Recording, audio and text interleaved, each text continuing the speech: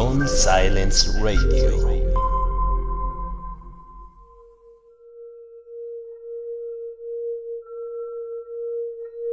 Rosario Blanco, de J. F. Aceves. Historia original de John Silence Radio. Con música de Joe Wolf, Ari Racing y John Silence Radio.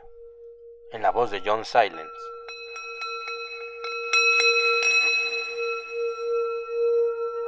Cualquier parecido con la realidad es mera coincidencia.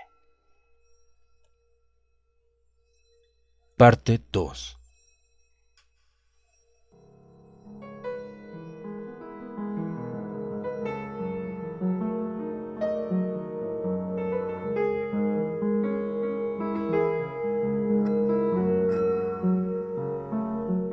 Tercera carta.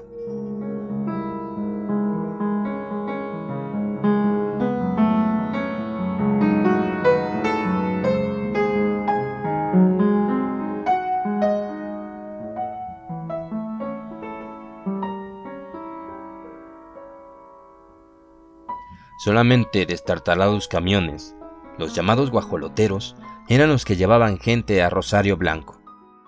Había también camiones de redilas, pero esos eran los menos porque era muy fácil sufrir un accidente en las curvas del camino. En especial, había un sitio llamado la Curva del Diablo, donde mucha gente había perdido la vida.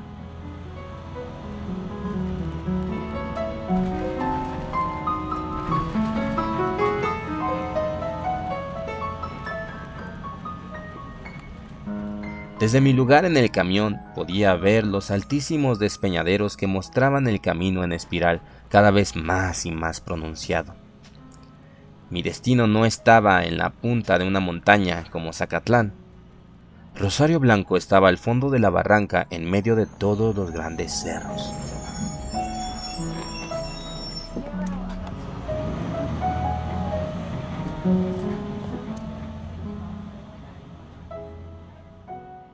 Era un poblado pequeño, una mancha de casas en medio de la selva.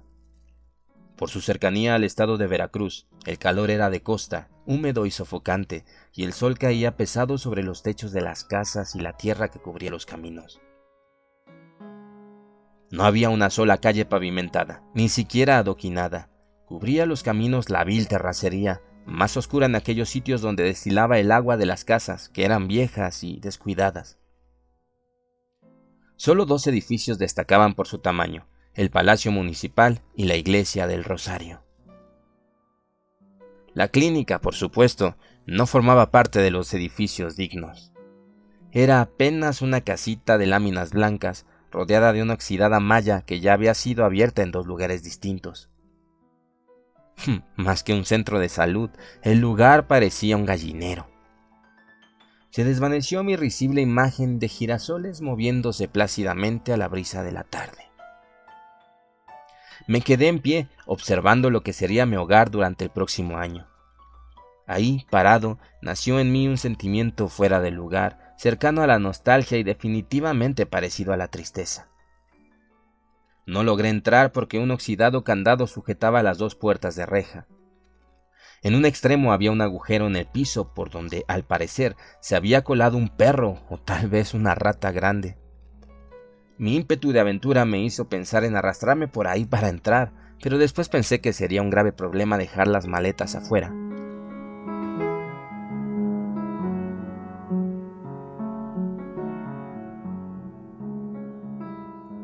Caminé un poco por el frente con la esperanza de que alguien en el pueblo me observara, pero no había ni una sola alma. Fumé un cigarrillo y le di la vuelta a la construcción. Por detrás del centro de salud vi a un hombre alimentando un par de gallinas. A juzgar por sus vestiduras, debía ser un enfermero y confirmé mi sospecha cuando se presentó cortésmente ante mí. Su nombre era Isaac. Tenía una gran estatura, 1,90 m calculé. Su complexión delgada y sus movimientos parsimoniosos, como si tuviera que cuidar alguna lumbalgia.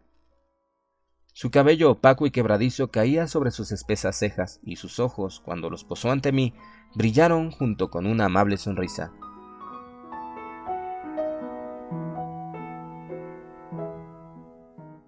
Buenos días, me llamo Alfonso. Alfonso Cruz, el nuevo pasante. Doctor, bienvenido, hacía mucha falta aquí, dijo señalando el agujero en la malla por donde él había entrado. Está cerrada la verja, doctor, tendrá que hacer un esfuerzo para pasar a través de este agujero. ¿No hay cerrajero?, pregunté. No hay dinero, es lo que pasa, y por consiguiente no hay duplicados. Pero sí hay llave, doctor, la tiene nuestra compañera Nadia, pero ella llega más tarde. ¿No quiere un cafecito? Qué amable, respondí. Sí quiero un café. Detrás del gallinero había un lavamanos de porcelana verde, picado por el agua de muchos años y con polvo apelmazado alrededor de las llaves oxidadas. A un lado hervía un pocillo con café en una estufita eléctrica. El cable, que ya había sido reparado varias veces con tela adhesiva, entraba por la ventana y era conectado en algún enchufe del interior del consultorio. Sin más remedio que entrar por la abertura de la malla, coloqué mis pertenencias en el piso. Me sentí liviano y contento. Había llegado a mi destino y me recibían con una sonrisa y una taza con el asa quebrada, llena de café puro y aromático. Mientras bebía, Isaac me mostró el lugar y las reparaciones que él mismo había hecho en los escasos 13 días que llevaba viviendo ahí. Se notaba que era un sujeto con iniciativa y trabajador, de aquellos que se aventuraban a reparar una tubería sin siquiera saber cómo hacerlo. Era de los míos. Me informó que venía de Córdoba y también que se encontraba haciendo su servicio social. Otra enfermera trabajaba en la clínica. Precisamente esperábamos su llegada para no dejar el lugar solo y así poder ir al Palacio Municipal para hablar con el gobernador y con la coordinadora de la jurisdicción sanitaria que, según me informó Isaac, tenía que haber llegado ya.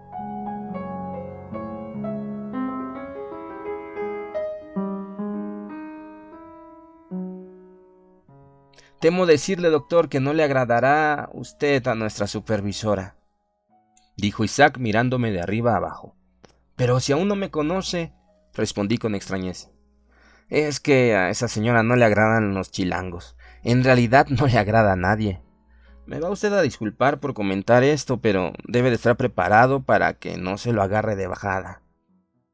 Ella no es doctora, es una enfermera auxiliar que tuvo la suerte de ser nombrada jefe. Se llama Remedios Mendoza. Es inepta e incompetente.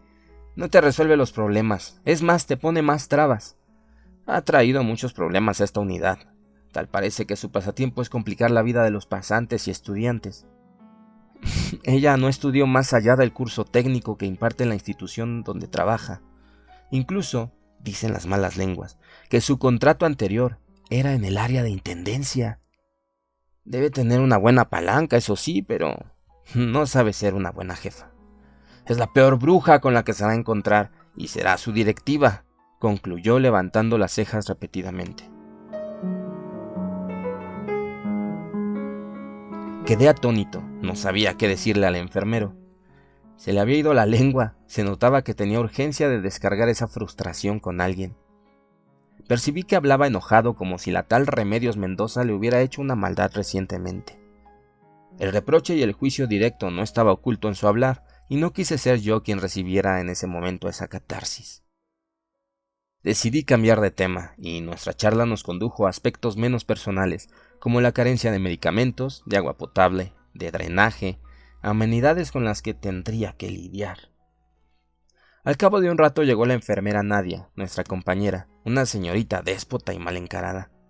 Cuando estreché su mano tuve la sensación de haber sujetado un pescado lánguido. Nunca me miró a los ojos y se dedicó a pintarse las uñas mientras el enfermero le explicaba quién era yo. Situación parecida fue cuando me llevaron con el gobernador un par de horas después. Su nombre era Gudelio Sánchez, pero todos lo conocían como el Briago del Gude, nombre que le habían otorgado por la excesiva cantidad de alcohol que ingería. La explicación me la dio el enfermero al salir de las feas oficinas de gobierno, pero no había sido necesario porque desde que entramos, un olor etílico y agrio a la vez nos abofeteó con fuerza.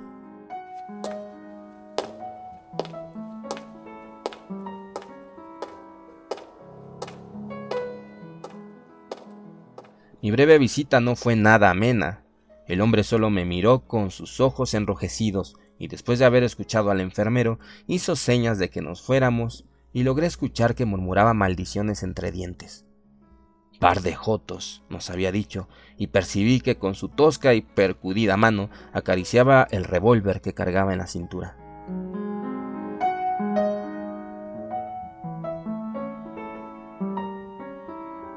¿Increíble? Sí lo es. ¿Cómo es posible que una persona así estuviese ostentando ese cargo? Pero bueno, este era solo el principio. En esos instantes aún no era notorio para mí el horror del lugar. Sí, era verdad. A excepción de Isaac, la gente que estaba conociendo era horrible, pero aún tenía esperanzas en que todo se pudiera arreglar de alguna forma. Pero si en ese instante me hubiera detenido un segundo a pensar, hubiera concluido en lo terrible que era tener un gobernante que todo el tiempo estaba alcoholizado. Es terrible de igual forma tener un jefe exigente, pero mediocre. La pintura verde y carcomida de la casa de gobierno no había sido reparada por lo menos en 20 años.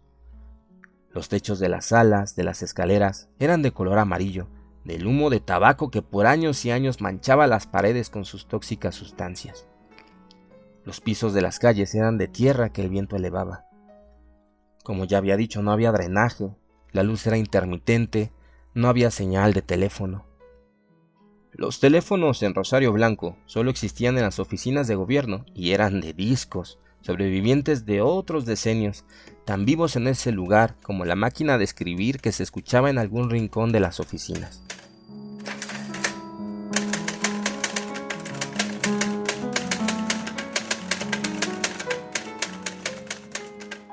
Una pregunta se formulaba en mi mente cada que miraba una u otra cosa. ¿Qué rayos hacen con su presupuesto? Era un sitio que se había quedado capturado en el tiempo. Un lugar que estaba siendo olvidado, regido por maldad, pero una maldad que no pertenecía a ese sitio. Sentía volar en el ambiente y estrujar al pueblo, algo que vigilaba desde afuera, para que todo siguiera terriblemente igual.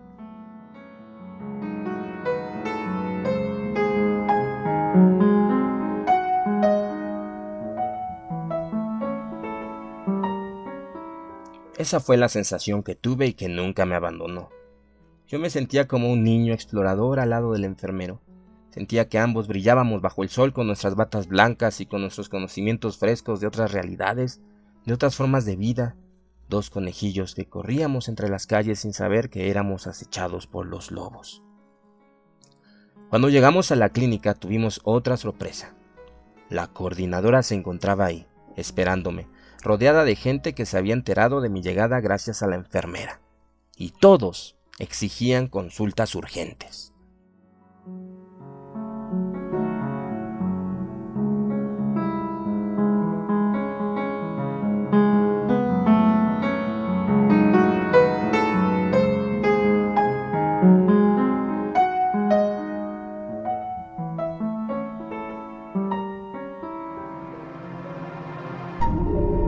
John Silence Radio.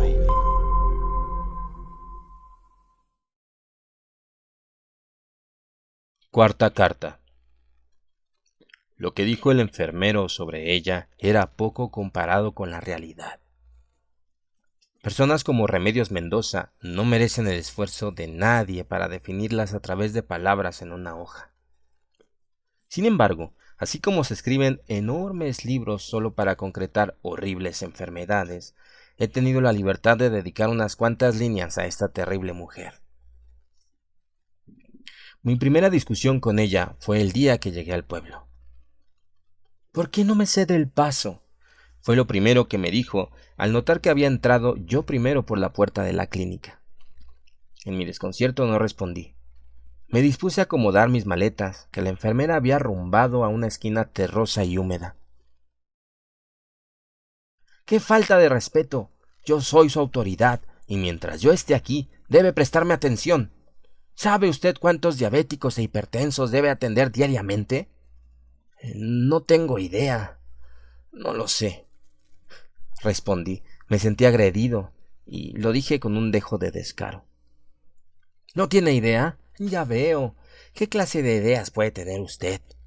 35. Mínimo 14 hipertensos y 21 diabéticos. Diariamente debe de tomarles la tensión arterial y su glucemia en ayunas. Me lo tiene que reportar en el formato de atención comunitaria y plasmar los resultados en el diagnóstico situacional mensual y en el comité de seguridad. Tiene que diseñar su carpeta de trabajo para que empiece a graficar los indicadores estratégicos. Después trabajaremos juntos la carpeta gerencial. Esta clínica tiene que certificarse algún día. Debe de conocer por lo menos los estándares de calidad de los ISO que se tienen que cumplir. No me diga que no se sabe las políticas de calidad. Disculpe, señorita, no sé de qué me habla. ¿Cómo es posible? ¿Que no sabe trabajar o qué? No sé por qué me asombro. Es bien sabido que los doctores como usted son unos buenos para nada. Lo importante por ahora es que atienda más de 35 pacientes diarios con enfermedades crónicas. Son nuestras metas estratégicas y lleva 3 días de retraso, por lo que debe reportar 105 pacientes para no retardar el informe y no marque en rojo el semáforo de indicadores de oportunidad de atención. No espera que la pobre enfermera haga todo su trabajo, ¿verdad? ¿Metas de qué? Si no estamos compitiendo en carreras, ¿y si no llegan los 35 pacientes? Pregunté. Los indicadores son necesarios porque de esa forma puede evidenciar la productividad de la clínica. Si no llegan los pacientes, pues va a sus casas por ellos. Para eso es el médico del pueblo, ¿no? Perdone, doctora, pero no conozco los procedimientos aún. Quisiera saber quién me va a dar la inducción. La inducción la está recibiendo en este momento, respondió con sarcasmo. No soy doctora, soy enfermera y estoy muy orgullosa de mi oficio. He visto pasar muchos medicuchos como usted y estoy totalmente convencida de que las señoritas técnicas en enfermería trabajan mejor que ustedes. ¿Sugiere entonces que todos mis años de estudio no significan nada? No voy a tolerar que ninguna persona venga y me diga medicucho. No fuera siendo cierto, dijo Remedios burlonamente con un matiz demasiado folclórico para una supervisora.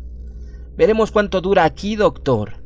Quiero que sepa que de mí depende que le liberen al culminar su servicio, así que me va tratando con respeto o se atiene a las consecuencias. Dígame, ¿cuáles son las metas nacionales que debemos de cumplir? Dígame, ¿cuáles son los derechos internacionales de los pacientes? No lo sé, dije aturdido y me senté en una silla tratando de controlarme. Nadia. Sí, señorita, dígame. Tú estudiaste enfermería, ¿verdad? Muéstrale al doctor cómo tú sí conoces los derechos de los pacientes. Nadia comenzó a recitarlos uno por uno, y aunque tenía una gran seriedad en su discurso, pude percibir un poco de sarcasmo al referirse a mí. Doctor, los derechos de los pacientes son los siguientes. Número 1, derecho a una asistencia médica correcta. Número 2, derecho a recibir trato digno y con mucho respeto. Número 3, recibir información clara y veraz. Número 4 y 5, elegir libremente su atención y otorgar su consentimiento para el tratamiento. 6. Ser tratado con confidencialidad. 7. Contar con facilidades para una segunda opinión. 8. Doctor, poder recibir una atención de urgencia. 9. Contar con un expediente. Y 10. El paciente tiene derecho a quejarse. Se los aprende de memoria, doctor, porque faltan después todas las metas, dijo Remedio con una cara de hartazgo. Por ejemplo, la meta estratégica de epidemiología es de 85 pacientes con tuberculosis. Pero ya me cansé de repetirle que en el pueblo solo hay 62 y además varios no aceptan el tratamiento, respondió el enfermero Isaac, parándose frente a ella y tratando de intimidarla con su estatura. Con usted no estoy hablando, Isaac. No me importa de dónde obtengan a los pacientes. Ese no es mi problema. Ustedes deben cumplir las metas y reportar 90. Sabe que las metas deben cumplirse. Si los pacientes no desean el tratamiento, les explica la importancia del mismo para convencerlos y se los aplica. ¿Eso no es violar los susodichos derechos de los pacientes?, dije. Pero no es lógico. ¿Cómo vamos a atender a 90 pacientes si solo hay 62? Obligarlos sería violar las normativas. Haga labor social, convencimiento. De lo contrario, ¿qué quiere que yo haga?, dijo la mujer. Se lo voy a repetir. Ese no es mi problema. Mi trabajo es que se cumplan las metas de control. Si no aceptan el tratamiento, usted les explica y ellos comprenderán. Nunca me había encontrado con 2 estudiantes tan necios. Deben apegarse a la normativa. No sean tan negativos. Solo háganlo. Mucho gusto en conocerla, dije extendiéndole mi mano. Soy el doctor Alfonso Cruz. Remedios no respondió y fingió ignorarme, pero yo adelanté mi mano hacia ella hasta tocar su hombro. Alfonso, dijo seriamente, ni doctor es aún. Apenas está terminando de estudiar medicina. Y siento mucho decirle que a ese paso que va, nunca concluirá su servicio social. Para terminar, no vuelva a tocarme. Estuve a punto de contestarle de no haberme topado con Isaac, que me empujaba de los hombros hacia atrás con una mano y con la otra buscaba una cubeta. Bueno, señorita Remedios, ya tenemos que lavar el consultorio. Isaac regó una cubeta de agua en el piso y manchó los impecables zapatos de la vieja. Remedios tomó sus cosas y, enrojecida del rostro, dijo: Ya vienen por mí, pero vendré la próxima semana a hacer a ambos un examen oral y a checar el inventario del medicamento. Cualquier faltante o anomalía tendrán la responsabilidad ustedes dos por no poner atención en lo que hacen. Nos vemos luego, Nadia, dijo la coordinadora con suave y amigable tono de voz. Se notaba que se traían un plan las dos.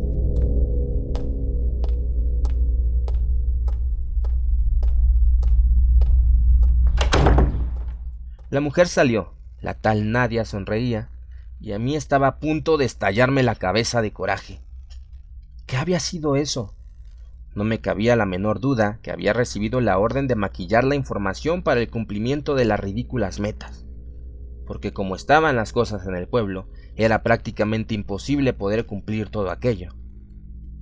Ese día supe lo que era odiar a alguien a primera vista. Odié con toda mi alma a Remedios Mendoza. Te lo dije, dijo Isaac mientras miraba cómo la coordinadora se iba en una camioneta. Aquel día, la paz llegó cuando vimos esa Chevrolet blanca desaparecer en el camino. La enfermera Nadia había salido y no había regresado. Isaac y yo limpiamos el consultorio para poder atender a la gente que esperaba el servicio. Mientras lavaba mis manos, pensé en Remedios y su falsa rectitud y perfección. A ella le importaba más cumplir con todo ese papeleo, a la genuina y correcta atención.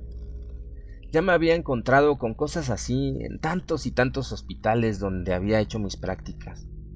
Pero este de verdad era el colmo. Nos habían pedido inventar los reportes. Estaba obsesionada con sus informes. La señora no había tenido ni un gramo de cortesía. Tuve la sensación de que me odiaba.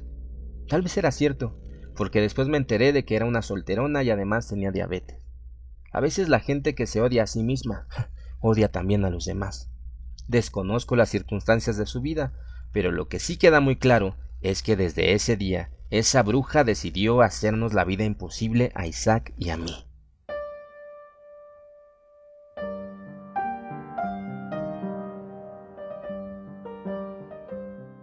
Detesto de verdad ser el chivo expiatorio de gente que necesita humillar a otros para tener su propia autoestima.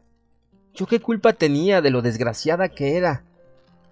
Porque aún, siendo fea físicamente, la belleza del alma ilumina el rostro, pero esa señora tenía el alma podrida y una mirada insoportable. Era falsa, hipócrita, mustia y perversa. Planeaba problemas muy minuciosamente, creo que hasta se divertía metiéndonos en apuros, todo encubierto en su supuesta rectitud y retórica. Ella ni siquiera tenía lo indispensable para ser una buena persona, mucho menos para ser un líder. Era de esa clase de gente que quieren tener el dominio de todos y de todo para demostrarse a sí mismas que son capaces, que gritan, que imponen sin mayor fundamento que su monstruosa necedad, que no saben controlar sus cambios hormonales y que creen que todos los hombres tenemos la obligación de soportar su despotismo solo porque pertenecen al género femenino. ¡Qué huracán de deseos malignos tuve hacia ella! Dicen que nunca debes desear el mal para nadie. Pero te juro que muchas veces yo deseaba que la mordiera una víbora o que terminara su vida despeñada en una barranca. Y decidí entonces, aunque estoy consciente que no fue cortés, aplicar mi término de igualdad con ella, mas no el de equidad. La vi tan capaz y fuerte que nunca tuve consideraciones especiales de caballerosidad para con su persona. Como ella se decía capacitada para controlar todas las circunstancias, pues dejé que lo creyera, a excepción de mí. Y le diría que sí, pero no le diría cuándo. Y decidí hacerla repelar tanto como ella me hiciera a mí. No permitiría que esa señora loca estuviera estresándome. Así que cuando terminé de lavarme las manos, yo ya había concertado mi declaración de guerra. Cuando conté al enfermero la situación, descubrí que tendría un gran aliado. Él la detestaba de verdad porque había extraviado documentos importantes por su culpa. Pero me dijo que teníamos que andarnos con cuidado, porque la enfermera Nadia era muy su amiga. Al igual que yo, Isaac había detectado que planeaban hacernos alguna maldad en referencia a los lotes de medicamentos, y advirtió que teníamos que estar atentos ante cualquier anomalía. Así fue mi primer día en Rosario Blanco.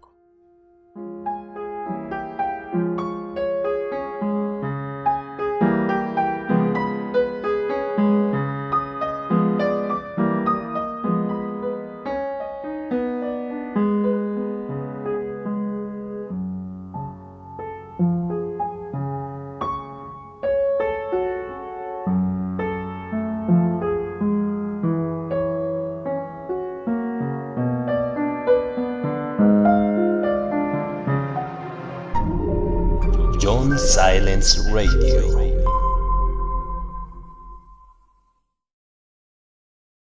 Documento de anotaciones. El tener curiosidad sobre la razón de las actitudes y comportamientos de la gente nos hace reflexionar sobre los problemas de la sociedad a la cual pertenecemos. Es algo así como el alma que poseemos en conjunto como grupos humanos, lo que llamamos identidad, basada por supuesto en tendencias políticas, rasgos mentales, religión y cultura. Para conocer las raíces es necesario internarse en los antecedentes históricos que han marcado a los pueblos y que nos han transformado en lo que somos. Las huellas de los sucesos ocurridos en la historia de los poblados son imborrables gracias a la tradición oral y a otros medios de expresión como pinturas y cantos. También podemos verlo plasmado en costumbres, algunas veces tan antiguas que el tiempo ha torcido su verdadera razón de ser. El imaginario y la memoria colectiva son en gran medida una buena fuente para poder explorar las razones que le dan las personas a todo aquello que no entienden. Para dar solución a todos los interrogantes, las sociedades antiguas se basaban en elementos importantes y con simbolismos positivos, conceptos dadores de vida, fértiles, salvaguardas de ellos mismos, fuertes e incontenibles. El sol, los ríos, los bosques y la lluvia formaban parte de este grupo de conceptos, dotados de identidad y poderes para sanar y prosperar, pero también para enfermar y destruir.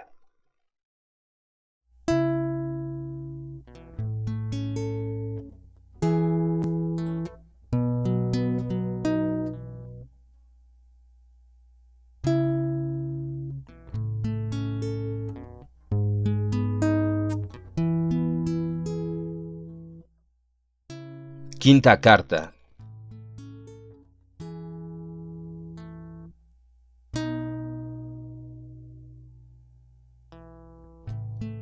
Atender personas en Rosario Blanco es muy difícil. La mayoría de la población es indígena y muy pocos hablan español. La situación se complica porque los que dominan la lengua española no la utilizan. Por lo menos no lo hacían conmigo. No había nada de malo en sus raíces. Yo soy un asiduo conservador de la identidad y nacionalismo, pero el problema era que no nos entendíamos y que muchas veces ellos se sentían atacados al aconsejarlos y dictarles las recomendaciones médicas. El efecto bata blanca era una gran muralla que se erguía en la sombra de un anterior muro, el de la cultura, y detrás otro, el del aislamiento, perpetuando una vasta región de callejones. Un laberinto utópico que no permitía un verdadero acercamiento con el personal de salud. Venían a la clínica como quien va con un mago, con una curiosidad morbosa de saber si el genio de la lámpara es capaz de quitarles el terrible dolor de muelas, o los zumbidos de oídos, o la tos recurrente que todos tenían. Habían sido enterados de lo maravilloso que pueden ser las vitaminas, y siempre exigían esa clase de tratamientos, priorizando su uso sobre cualquier otro. Se curaban de sus propias sugestiones, no con mis antibióticos, lo hacían con prioridades mágicas, con el veneno de las abejas, con la infusión de amargas hierbas o curándose del espanto o con un huevo. A veces se tronaban la espalda para aliviarse del empacho. Otras se lanzaban un escupitajo de alcohol al pecho para salvarse del susto.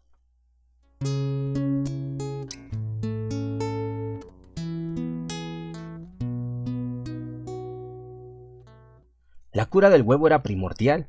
Pasaban un blanquillo por todo su cuerpo, emitiendo entre murmullos un Ave María en náhuatl, y al final estrellaban el huevo y lo vaciaban en un vaso con agua.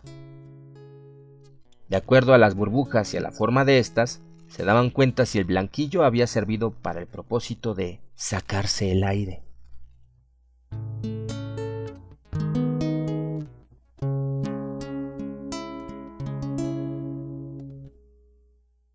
Con el paso de mis días en aquel pueblo, también descubrí que la gente me mentía. Nadie se tomaba los medicamentos que les enviaba, ni me decían la verdad sobre sus síntomas, complicando el diagnóstico.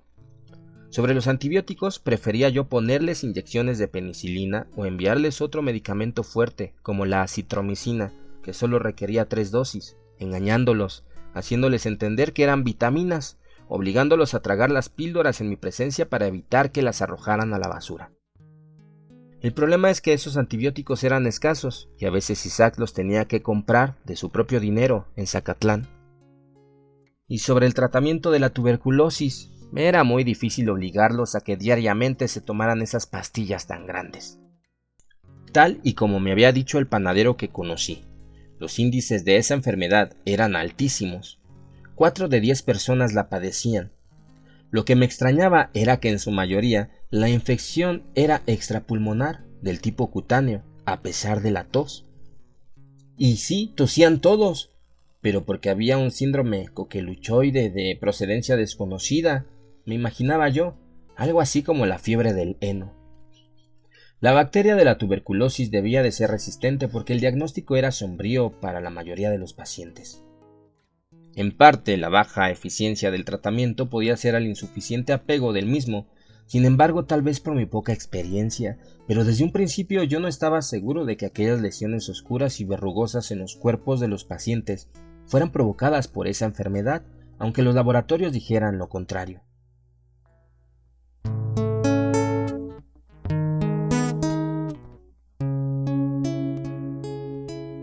Vivían en hacinamiento. Casi no había casas de concreto, pasaban sus días en una especie de chozas atiborradas de 1000 cosas inservibles. Tenían cacharros, maderas viejas, ollas quebradas y muchas botellas vacías del conocido refresco de manzana que abundaba en la región, las cuales llenaban con refino, que era un fuerte licor que mantenía en estado de ebriedad casi a todos los hombres, desde el gobernador hasta todos aquellos vagos que varias veces intentaron entrar a robar al consultorio.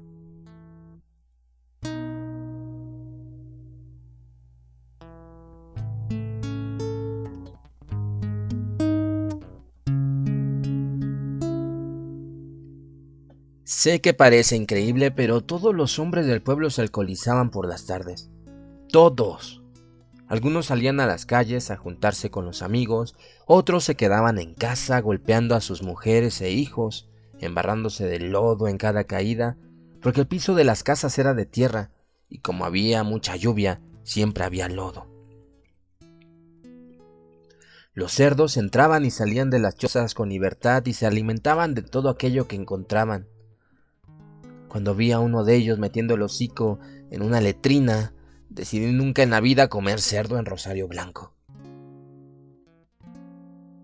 Aunque no había agua potable, a veces llegaba una pipa a abastecerlos, otras veces los pobladores recogían el agua de la lluvia en cubetas o iban a traerla al río que estaba a unos 20 minutos caminando. Muy poca gente se bañaba, me atrevo a decir que no les gustaba. Salvo los niños, que tenían esa exigencia en la rústica y joven escuela primaria. Para las mujeres, el bañarse costaba muy caro. En su cultura, el baño era solamente permitido posterior a las relaciones sexuales. Cuando ellas lo hacían, como respuesta a sentirse engañados, los maridos golpeaban horriblemente a las señoras, acusándolas de infidelidad. Llegaban hasta quebrarles los huesos o provocarles desprendimiento de retina. había mucha violencia. Todas las mujeres traían la nariz rota. La violencia contra ellas era inconcebible. Los borrachos se bañaban con la lluvia porque siempre los tomaba por sorpresa en las calles, pero de igual forma se ensuciaban los pantalones con su propia orina y siempre cargaban un fuerte olor a suciedad casi insoportable. Cuando iban a mi consultorio muchas veces veía saltar las pulgas sobre sus ropas. Y como lo había dicho antes, todos los hombres eran alcohólicos y casi todos andaban ensuciados en su propio vómito.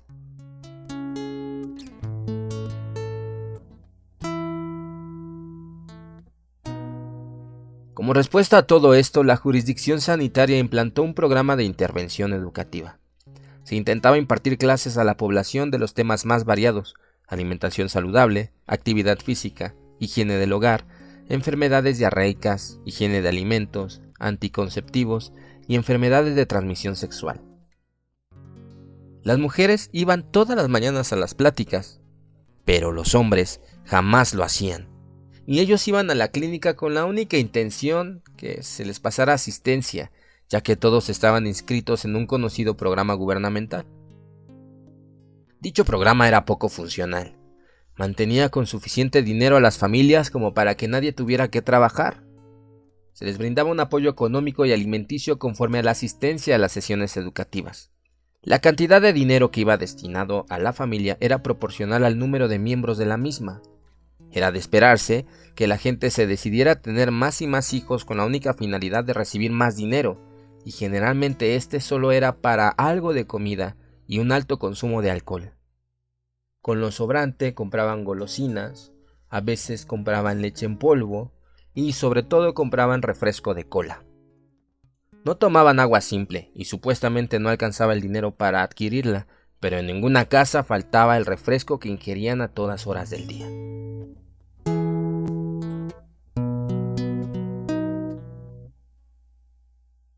Aunque estas son costumbres viejas y fuertemente enraizadas, me parecían intolerables. Y los esfuerzos en conjunto de la clínica y de las pocas trabajadoras sociales daban frutos, pero muy lentamente, porque había algo en el fondo que no permitía un cambio. Había una oscuridad en el poblado que mantenía a todos hechizados.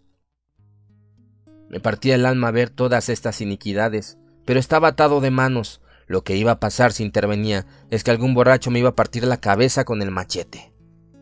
Las trabajadoras sociales estaban enteradas de todas las problemáticas del pueblo y eran ellas las que daban seguimiento a los casos, meros trámites burocráticos que en resumidas cuentas prosperaban muy poco y no lograban abatir todas las injusticias del lugar. Era paradójico porque, por ser indígenas, los pobladores de Rosario Blanco tenían una especie de protección cultural, como un patrimonio que nuestro país debía conservar, pero que en función no podía protegerlos del todo.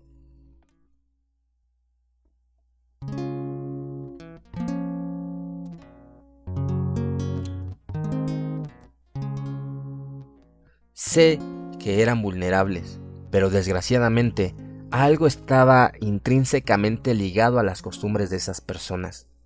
Como una serpiente, algo caminaba entre ellos. Los alcohólicos, sobre todo, terriblemente agresivos, interponían una grave dificultad para la labor social.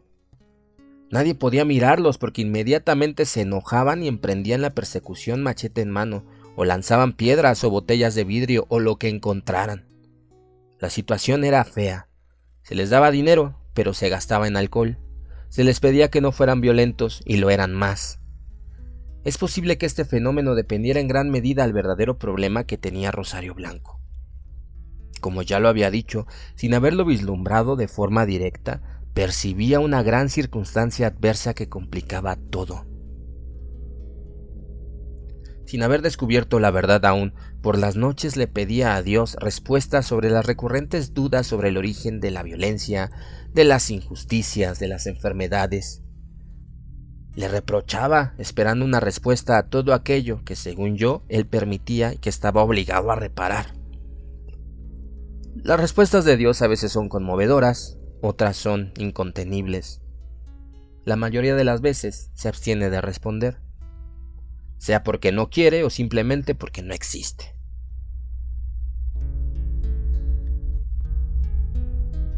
Yo descubrí con los habitantes de Rosario Blanco que la relación médico-paciente-fármaco es una mediocre modalidad de lo que en profundidad es la medicina. En la representación de una tragedia, lo trágico es la historia y no el escenario. Y la enfermedad que pudría a Rosario Blanco no estaba en su totalidad en el cuerpo de las personas, sino en su cultura, en su casa, en su teatro. Lo que voy a explicar a continuación está muy alejado a mi estructura académica y a mi formación de hombre de ciencia. Esto es una simple hipótesis que divagué en ese momento.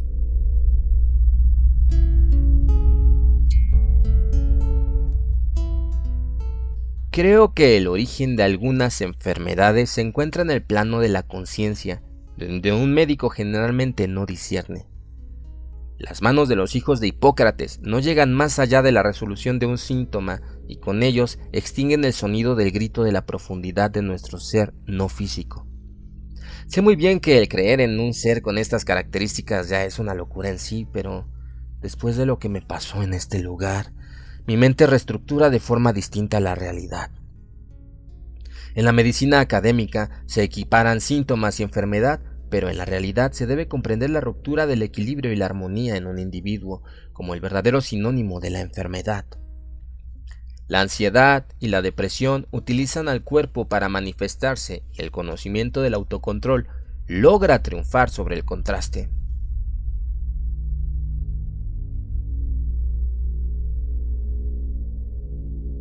Pero la sombra que nos abrazó en Rosario Blanco, en medio de la selva, era atávica, salvaje, y pudo reunir las atrocidades que se esconden en el subconsciente colectivo.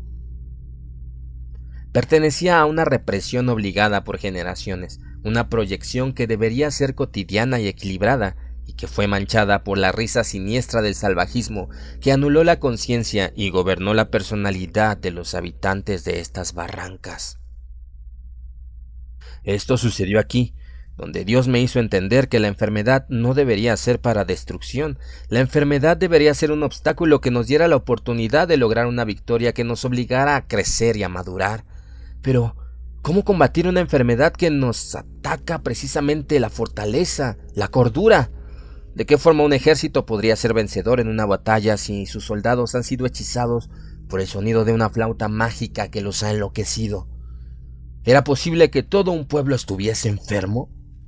¿Verdaderamente es posible que generación tras generación la oscuridad y el veneno siga retorciendo las conciencias?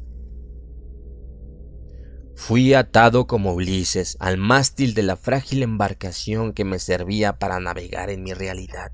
Lo hicieron manos bondadosas que por encomienda de la preservación de mi vida llegaron a mí en los momentos más oscuros.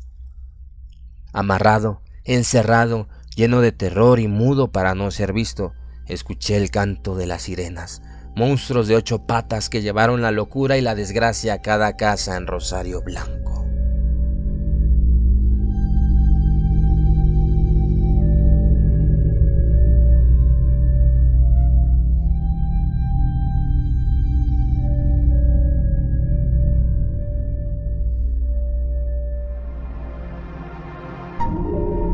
John Silence Radio.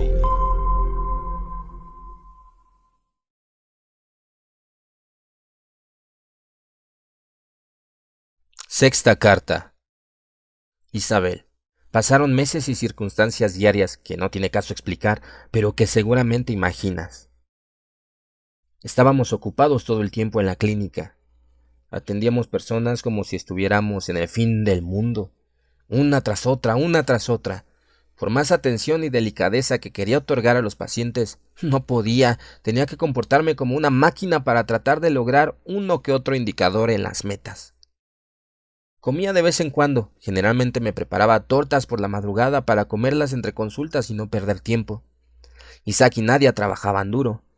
Me pareció raro en Nadia, ya que ella era la consentida de Remedios.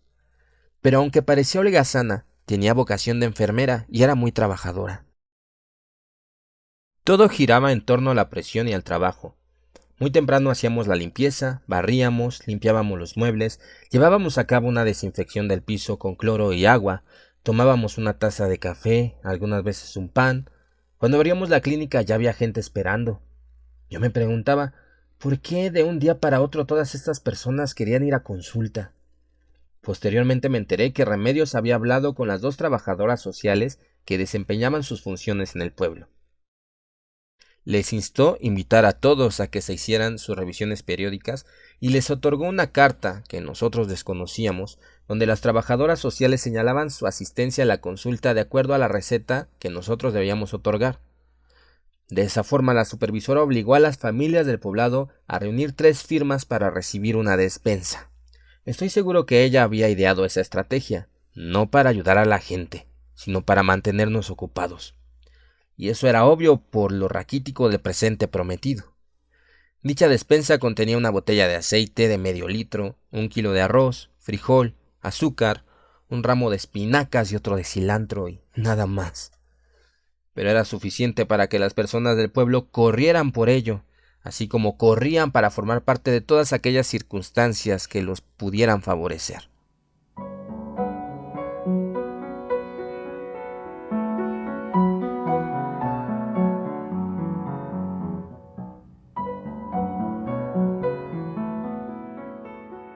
Remedios era la evidencia viva de un fracasado sistema de seguridad social y calidad. Simbolizaba para mí lo obsoleto. Llevaba la bandera de servicios mal enfocados y poco genuinos. Por supuesto que conocía a la perfección las debilidades del servicio sanitario que brindábamos, pero se lavaba las manos diciendo que no podía hacer nada por conseguir una mejora de nuestras condiciones. Y entonces se dedicaba única y exclusivamente a obligarnos a trabajar bajo presión, incumpliendo lo incumplible, logrando las políticas de calidad con supuestas estrategias que no eran más que mentiras. Porque muchas veces nosotros teníamos que comprar en Zacatlán antibióticos y materiales de curación, porque todos los insumos siempre eran escasos. Querían que atendiéramos a miles de personas, pero la jurisdicción sanitaria solo nos enviaba al mes una caja de 50 guantes de látex y una bolsa con 20 jeringas. Pero para aquellas cosas no había respuesta.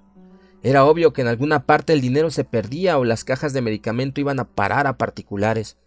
Y al final los que más sufrían eran las personas que necesitaban la atención y nosotros, porque nuestra vocación nos dictaba la orden de resolver el problema de salud de ellos, aunque eso tuviera que salir de nuestros bolsillos. Para eso Remedios no tenía palabras, ni se atrevía a tocar el tema. Para ella eran problemáticas comunes que podían ser franqueables.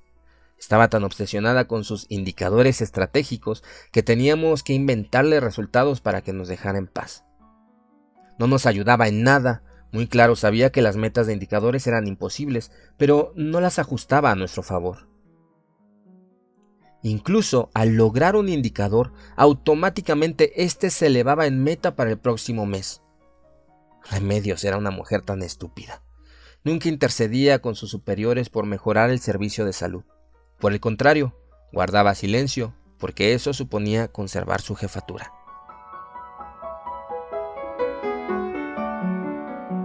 En lugar de ayudarnos a mejorar las condiciones de las personas, nos orillaba a mentir en el diagnóstico situacional, en vez de utilizar nuestro tiempo para hacer algo que de verdad impactara de forma positiva en los indígenas. Pasábamos las tardes haciendo gráficas inservibles y coloreándolas para gusto de la señora.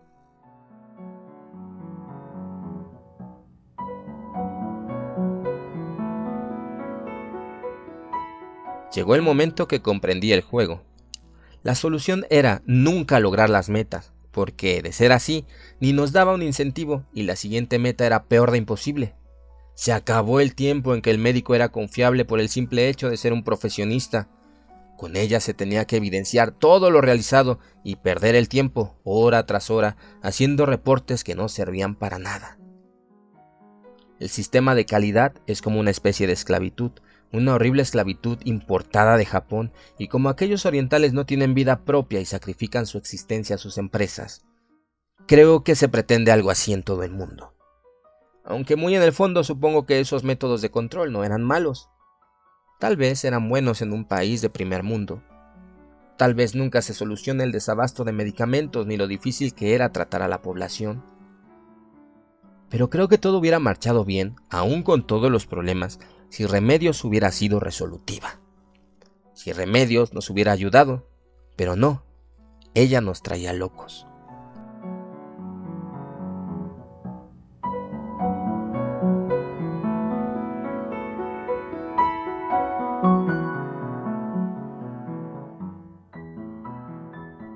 y así me sentía yo. A veces no podía dormir por hacer los reportes y por estar inventando las notas médicas de pacientes.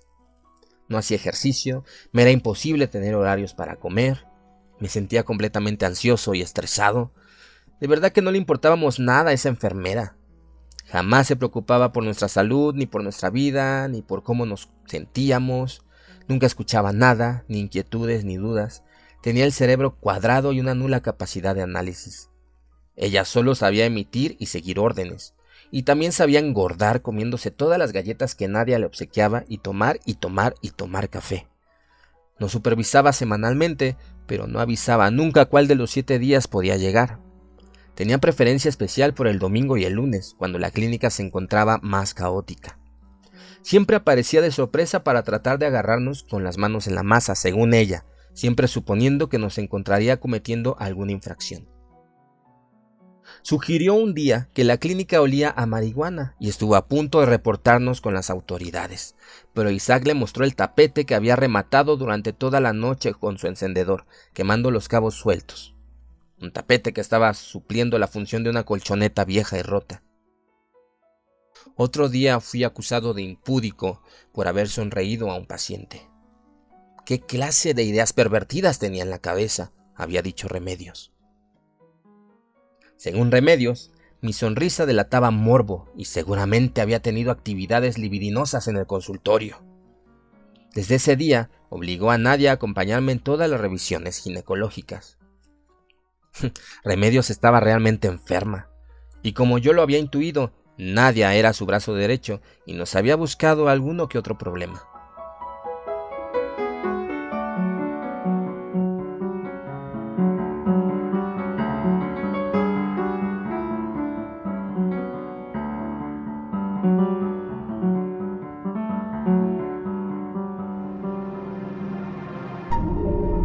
John Silence Radio.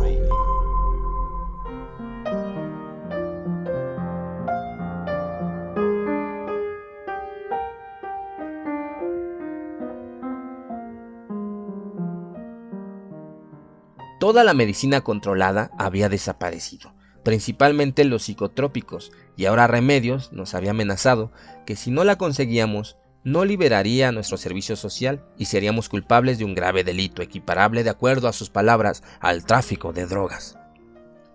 Yo ya estaba harto de escuchar tanta estupidez y recuerdo que esa vez exploté. La señora Mandona me llevó al límite de mi paciencia.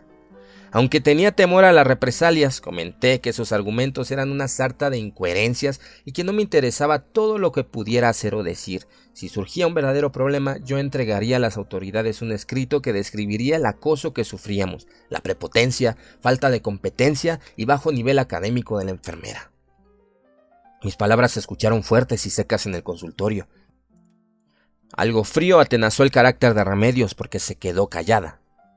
Ella percibió que Isaac y yo teníamos una relación muy fuerte porque él se acercó y la confrontó también. Y en su instinto primitivo, estoy seguro que la enfermera temblaba de coraje. Seguramente ningún estudiante le había hablado así nunca. Y ese día, la actuación de Isaac se hizo acreedora del Oscar al mejor actor de reparto. Remedios se atrevió a decir nuevamente que si no aparecían los psicotrópicos, se nos responsabilizaría a nosotros de su paradero y que finalizaríamos en la cárcel. A lo que Isaac, con una expresión muy seria, le respondió que los medicamentos aparecerían cuando Nadia decidiera sacarlos del escondrijo que ella misma había ordenado. La enfermera se puso muy roja y apretó los puños. Se notaba que Isaac había prendido la mecha de su ira, pero antes de que ella abriera su boca calumniadora, el enfermero se acercó, la tomó de sus hombros y flexionó sus rodillas acortando su estatura hasta quedar frente a ella. Nunca lo olvidaré. Le pidió con extrema amabilidad y dulzura que dejara de molestarnos de una vez por todas. Había dicho que él no se detendría una vez que se enojara y que más valiera que ella estuviera preparada con sus superiores cuando él entregara su propio documento informativo y revelara que recibían la orden de maquillar los informes. Para culminar el heroico atrevimiento, dejó entrever a Remedios que él no conocía el paradero de los psicotrópicos, pero sí la ubicación de su casa, y si ella seguía acosándolo, entonces él iría a buscarla.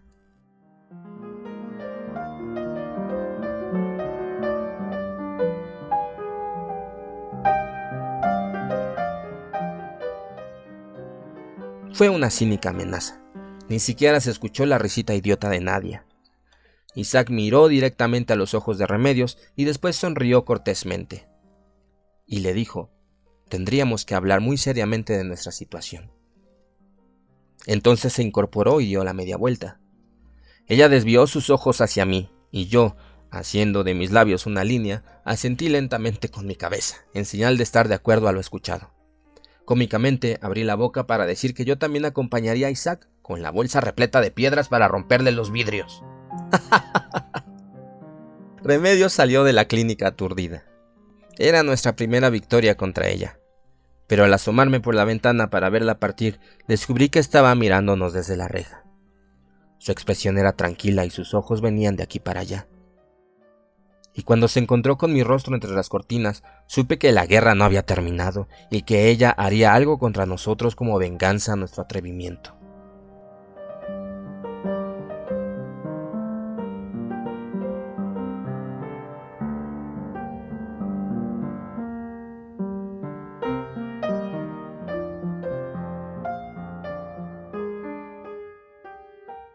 Murmuró algo que no entendí, acomodó su saco y se fue caminando revisando sus carpetas gastadas.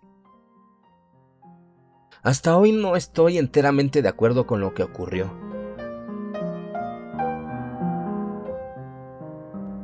¿Pero qué nos quedaba? Yo pensaba que pronto ella llegaría con su séquito de enfermeras malignas a destruirnos, pero no fue así. A la siguiente mañana la caja de psicotrópicos estaba bajo la mesa de exploración y Nadia faltó por 3 días a la clínica. Y Remedios no apareció por 2 semanas. Cuando lo hizo, el acoso del que éramos víctimas parecía haber terminado.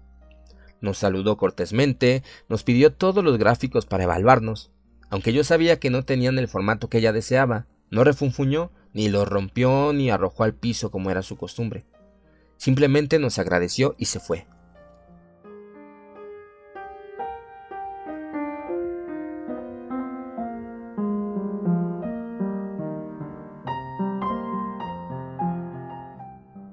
Regresaba cada semana, en específico los días jueves, y pedía de igual forma los documentos, ya no exigiéndolos con malos modos, ni sugiriendo cosas descabelladas o ilógicas. Ella sabía todo lo que tenía que hacer para hacernos la vida pasable, y como si de un interruptor se tratara, de un día para otro no volvió a complicarnos todo. No volvió a hacer un comentario sarcástico, e impuso una línea de respeto entre ella y nosotros, incluyendo a Nadia, que lentamente comenzó a perder su papel de cómplice.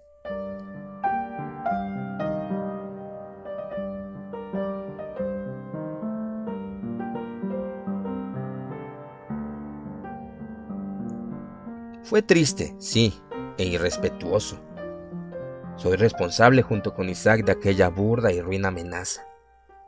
Yo soy de la clase de personas que se cree honorable y nunca hubiera hecho algo así. Pero a veces la vida te arrincona y debes sacar las garras y gruñir con todas tus fuerzas.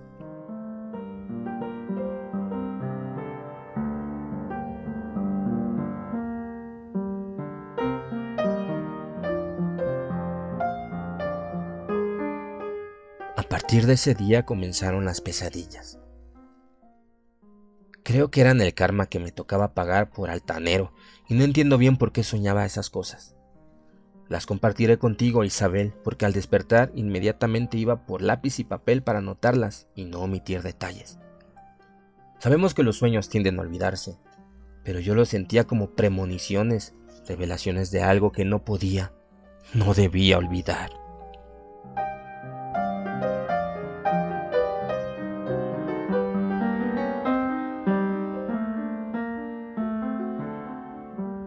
Segundo sueño.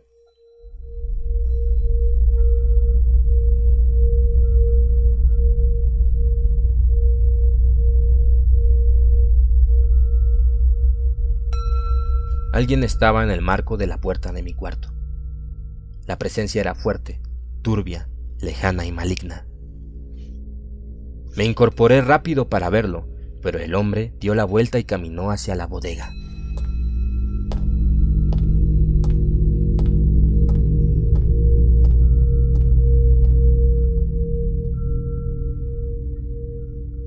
Era alto y su silueta muy oscura.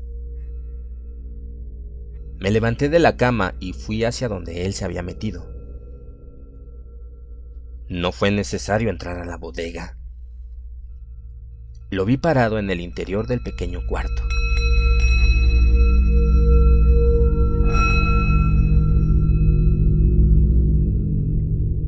No podía ver su rostro ni los detalles de su silueta, pero me miraba.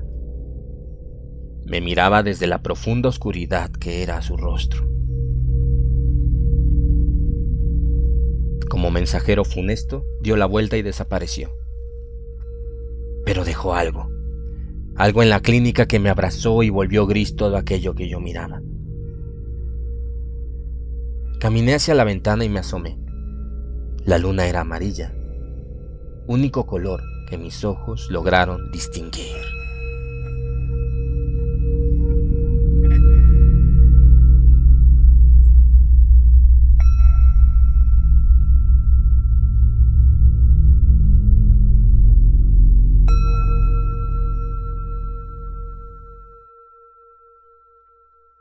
No te pierdas el siguiente episodio de Rosario Blanco, solo por John Silence Radio.